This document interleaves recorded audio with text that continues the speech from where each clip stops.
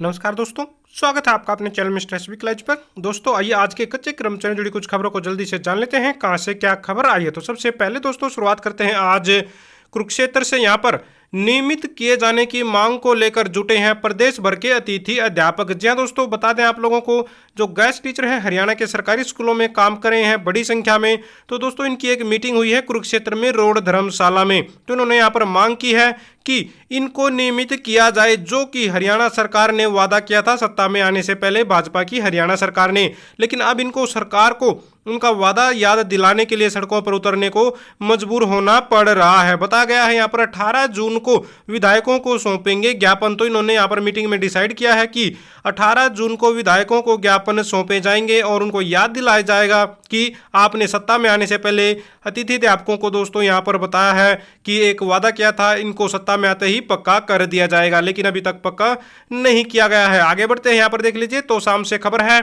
कौशल रोजगार निगम के कर्मचारियों ने सौंपा ज्ञापन। जी दोस्तों, यहाँ पर गांव मीरान स्थित सीएचसी में हरियाणा कौशल रोजगार निगम के कर्मचारियों के अस्पताल में बैठक हुई है और बैठक के दौरान दोस्तों इन्होंने यहाँ पर मांग उठाई है कि इनका कार्यकाल बढ़ाया जाए। जी दोस्तों, कार्यकाल समाप्त हो चुका है जो कौशल रोजगार निगम के माध्यम से लगे हुए थे कर्मचारी यहाँ पर।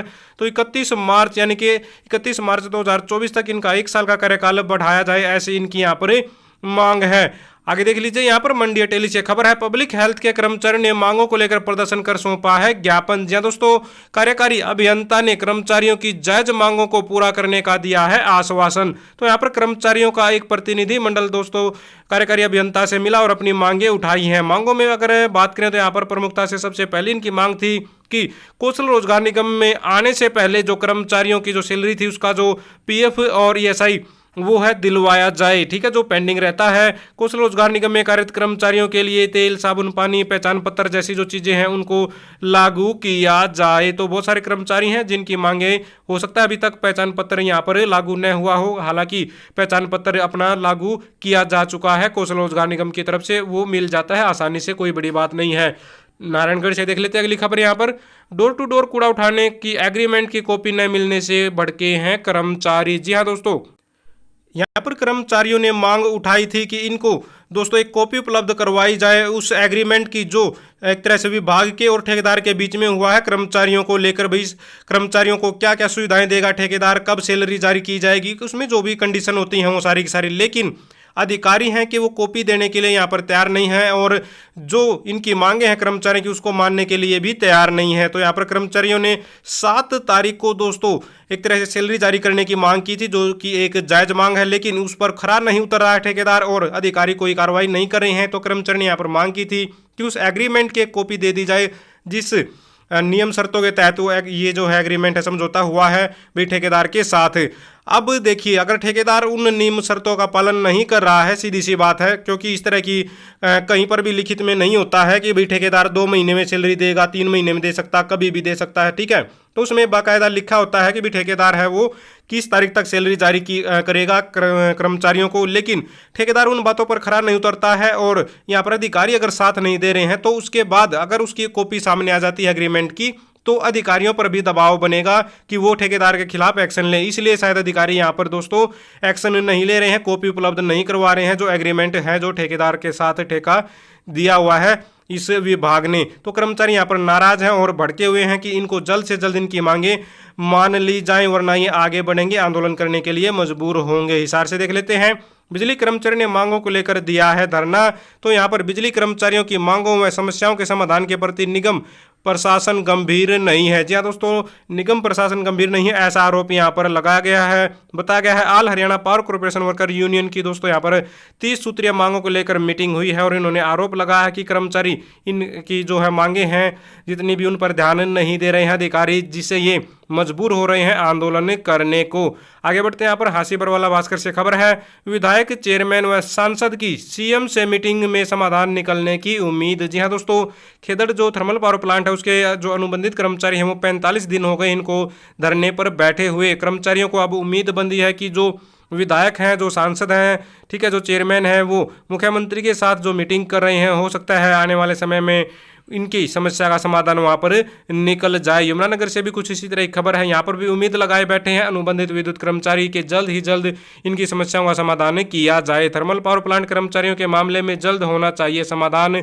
नहीं तो बढ़ेगा आंदोलन। तो कर्मचारियों ने तो अपनी कमर कस ली है, जब इतने दिन हो गए हैं धरने पर बैठे हुए, तो कर्मचारी भी अपने यहाँ पर इनके बीच में एक तरह से कह सकते हैं सरकार और कर्मचारियों के बीच में ठनी हुई है कि कौन अपनी मांगों को मनवा कर रहेगा। यहाँ पर बता दें कर्मचारी 45 दिन से यहाँ पर भी धरने पर बैठे हुए हैं, लगातार प्रदर्शन कर रहे हैं। महेंद्रगढ़ भास्कर से देख लेते हैं, ग्रामीण चौकीदारों को 3 महीने से नहीं मिला है वेतन, बीडीपीओ को सौंपा है ज्ञापन, आर्थिक स्थिति बिगड़ी, जल्द भुगतान करवाने की गई है मांग। जी दोस्तों, ब्लॉक अटेली के ग्रामीण चौकीदारों ने अपनी मांगों को लेकर यहाँ पर ज्ञापन सौंपा है और रोष जताया है।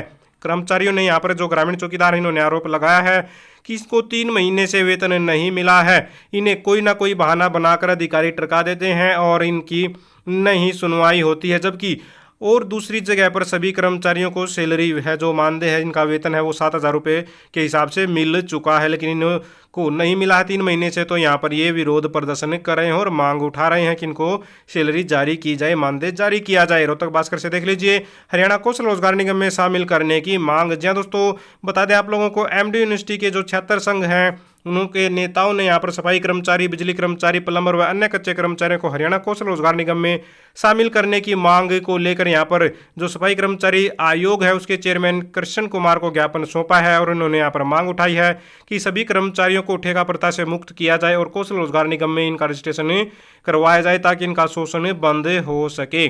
पंचकुला भास्कर से देख लीजिए, पार्ट टाइम कर्मचारी मांगों को लेकर चीफ सेक्रेटरी से मिले। जी दोस्तों, कहा शिक्षा विभाग में पार्ट टाइम कर्मचारियों की 3 घंटे की ड्यूटी को बढ़ाते हुए 5 घंटे किया। जी दोस्तों, जो पार्ट टाइम कर्मचारी काम कर रहे हैं शिक्षा विभाग में, उनकी ड्यूटी को 3 घंटे से बढ़ाकर 5 घंटे कर दिया गया है। और दूसरी जो मुख्य बात निकलकर सामने आई है, इसमें जो एजुसेट चौकीदार हैं उनको तो विभाग के पे रोल पर ही रखा जाएगा और कर्मचारियों को कौशल रोजगार निगम में शामिल नहीं किया जाएगा। ठीक है, हालांकि दूसरे जो पार्ट टाइम कर्मचारी हैं उनको पार्ट टाइम कर्मचारियों को दोस्तों जो निगम का यानी कि कौशल रोजगार निगम का जो एक तरह से सैलरी रेट है जो भी, ठीक है, निगम वेज जिसको बोलते हैं, उसके हिसाब से इनकी जो भी सैलरी बनेगी पार्ट टाइम 5 घंटे के हिसाब से वो जारी इनको की जाएगी। लेकिन यहाँ पर जो स्पेशल बात निकलकर सामने आई है वो है 20% सैलरी बढ़ोतरी की। जी हाँ दोस्तों, पार्ट टाइम कर्मचारियों की सैलरी में 20% की बढ़ोतरी पर सहमति बनी है। यहाँ पर आप लोग देख पा रहे हैं, ये देख सकते हैं, यहाँ पर ये स्पेशल लाइन है। बहुत सारे साथी पूछते रहते हैं सैलरी कब बढ़ेगी,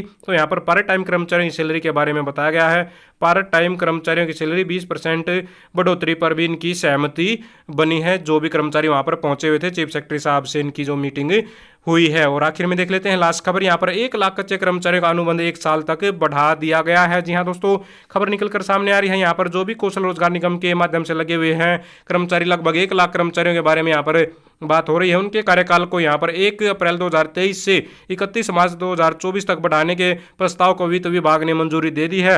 इसमें दोस्तों 1 लाख कर्मचारियों में बात करें तो यहाँ पर प्रथम श्रेणी, द्वितीय श्रेणी, तृतीय और चतुर्थ श्रेणी सभी तरह के कर्मचारी हैं जिनका कार्यकाल बढ़ाने की बात सामने निकल कर आ रही है। तो दोस्तों ये थी सारी की सारी आज की आउटसोर्सिंग कच्चे कर्मचारियों जुड़ी खबरें। अगर आप भी चाहते हैं हरियाणा में एजुकेशन से रिलेटेड कच्चे कर्मचारियों जुड़ी खबरें समय पर पाना तो चैनल को जरूर सब्सक्राइब करें, वीडियो को लाइक करें, दोस्तों साथ शेयर करें। Thank you very much.